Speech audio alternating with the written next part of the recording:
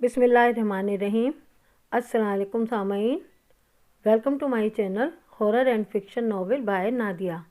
आज मैं आपको एक बहुत खौफनाक और सस्पेंस से भरपूर नॉवेल बदरू सुनाने जा रही हूँ।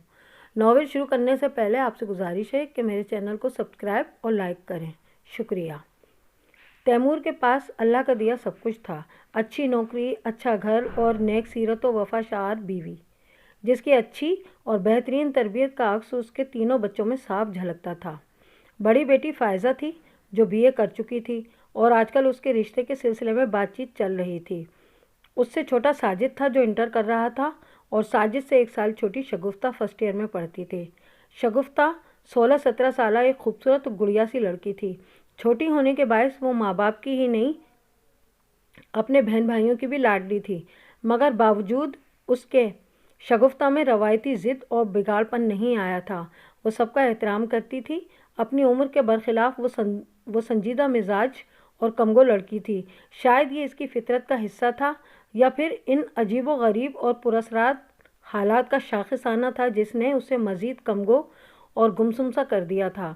घर में सबसे छोटी होने के बायस इसमें जो थोड़ी बहुत शौक़ी और शरारत थी वो भी अब इन पुरअसरार हालात की वजह से मफकूद होकर रह गई थी।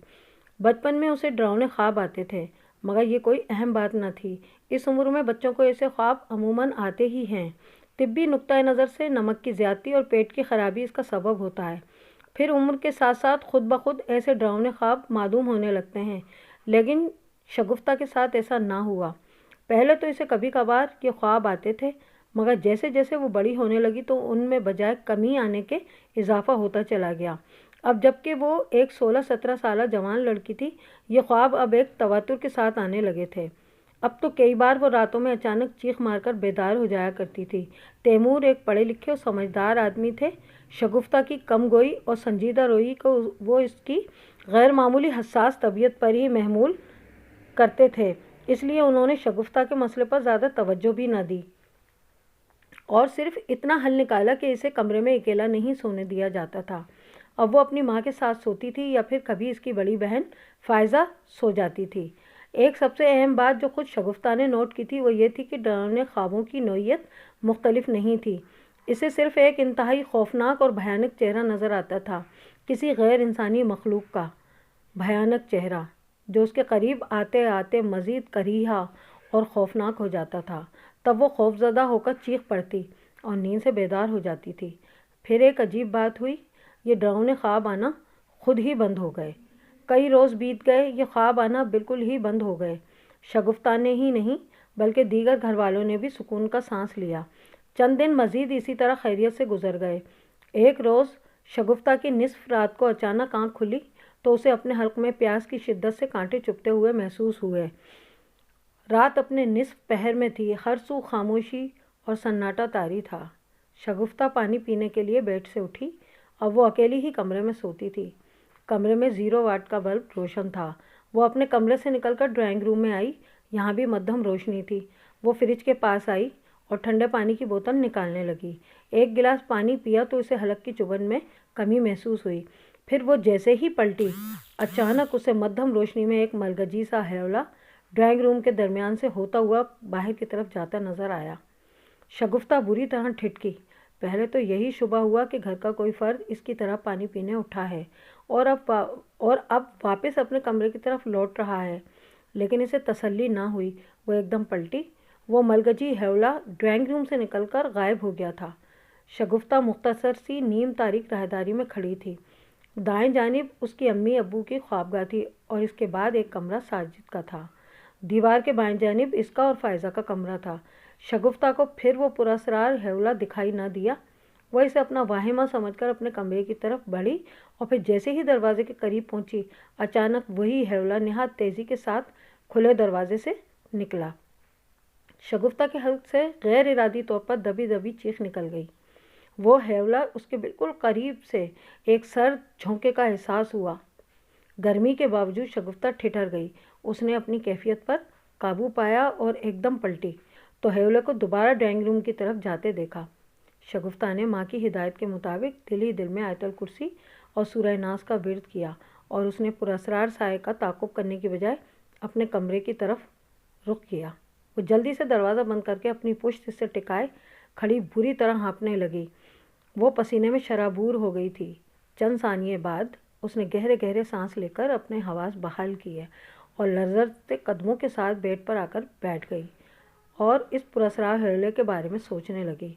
अभी थोड़ी ही देर हुई थी कि दरवाजे पर बाहर से किसी ने हल्की दस्तक दी। फिर रात के सन्नाटे में दरवाजे पर होने वाली हल्की दस्तक भी शगुफ्ता को धमाके से कम न लगी। वो बुरी तरह चौंक पड़ी। उसका दिल बुरी तरह धक धक करने लगा। पूरा वजूद खिज़ां रसीदा पत्ते की तरह कांपने लगा। इसके दरवाजे पर दोबारा दस्तक हुई। इस बार ये सोचकर वो ज़रा हिम्मत करके बिस्तर से उठी कि हो सकता है दरवाजे पर आपी या अम्मा हों। मगर फिर वो दरवाजे के करीब पहुंचकर ज़रा तेज़ आवाज़ में बोली, कक कक कौन है? इसकी आवाज़ में वाज़े लर्जिश थी। दरवाज़ा खोलो शगुफ्ता, मैं हूँ तुम्हारी आपी। दूसरी तरफ से अपनी बड़ी बहन फ़ायज़ा की आवाज़ पर उसने बेख्तियार एक सुकून की सांस ली और जल्दी से दरवाज़ा खोल दिया। दूसरे ही लम्हे धक से रह गई। वहाँ कोई भी मौजूद न था। वो लरस सी गई। फिर हिम्मत करके आगे बढ़ी और दाएं बाएं ज़रा झांक कर देखा। राहदारी वीरान थी। उसने फ़ौरन दरवाज़ा बंद कर लिया। अगली सुबह उसने अपने घर वालों को ये बात बताई तो किसी ने इस पर यकीन न किया। इस दिन शाम को 6 बजे के करीब वो अपने कमरे में बैठी पढ़ रही थी। तैमूर अभी तक दफ्तर से नहीं लौटे थे। अम्मा और फ़ायज़ा पड़ोस में गई हुई थीं। घर में सिर्फ शगुफ्ता और साजिद थे, जबकि साजिद का भी अभी ज़रा देर पहले एक दोस्त आया था और वो ज़रा सी देर में लौटने का कहकर उसके हमरा चला गया था। अचानक बाहर सहन में खटका हुआ। शगुफ्ता किताब पढ़ते पढ़ते चौंकी। फिर अचानक बाहर सहन में किसी के सपड़ सपड़ चलने की आवाज़ उभरी। पहले तो समझी शायद साजिद आ गया है, मगर फिर उसे ख्याल आया कि उसने तो साजिद को बाहर जाते दरवाजे को अंदर से कुंडी चढ़ा दी थी। एक बार फिर उसके दिल कांपा और उसे खौफ ने आ लिया। ताहम वो हिम्मत करके उठी और सहन में आई। शाम के साए गहरे होने लगे थे। सहन में कोई न था। दफतन कहीं करीब ही से म्याऊं की आवाज़ उभरी और वो बुरी तरह ठिठक कर आवाज़ की सिमत पलटी तो एक स्याह रंग की बिल्ली अगले दोनों पाँव सुकेड़े उसकी तरफ मकनातीसी नज़रों से घूर रही थी। खौफ के बायस शगुफ्ता पर बुरी तरह झुंझुलाहट तारी हो गई। उसने दांत पीसकर अपनी चप्पल उतारकर बिल्ली को दे मारी। बिल्ली म्याऊं की आवाज़ से मुंडेर पर चढ़ गई और बाहर गली में छलांग लगाकर गायब हो गई।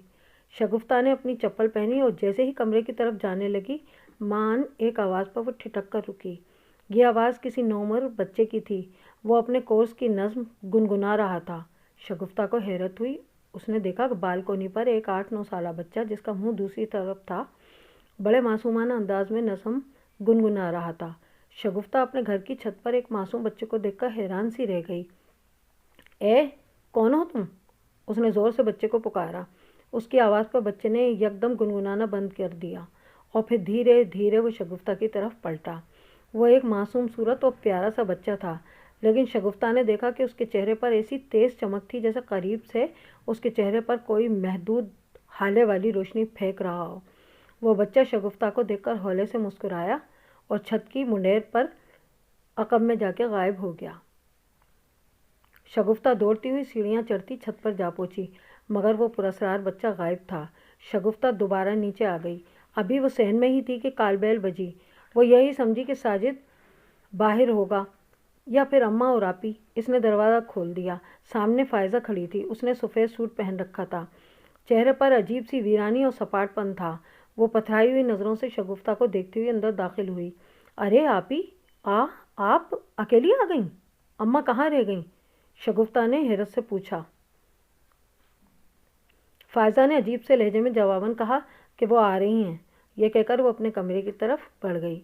शगुफ्ता ने उलझी हुई नज़रों से अपनी बहन को कमरे की तरफ जाते हुए देखा और फिर दरवाज़ा बंद करके जैसे ही वो पलटने लगी, दरवाजे पर अचानक दस्तक हुई। शायद अब अम्मा आ गई होंगी। वो हौले से बुड़बुड़ाई और लपक कर दरवाज़ा खोला तो उसे शदीद हैरत का झटका लगा। दरवाजे पर उसकी माँ खड़ी थी, मगर उसके हमरा आपी फ़ायज़ा भी खड़ी थी। शगुफ्ता का दिल धक से रह गया। क्या हुआ शग्गू बेटी, तुम ऐसे हमें क्या देख रही हो? उसकी माँ ने कदरे चौंक कर उसकी तरफ देखते हुए पूछा। शगुफ्ता हैरत और खौफ के मिले जुले तासुरात के साथ कभी सामने अम्मा के साथ खड़ी अपनी आपी फ़ायज़ा को देखती तो कभी मुड़कर अकब में उसके कमरे की तरफ, जिधर थोड़ी देर पहले ही फ़ायज़ा दाखिल हुई थी। फिर जाने शगुफ्ता को क्या हुआ कि वो फ़ौरन कमरे की तरफ दौड़ी और अंदर झांका तो कमरा خالی تھا۔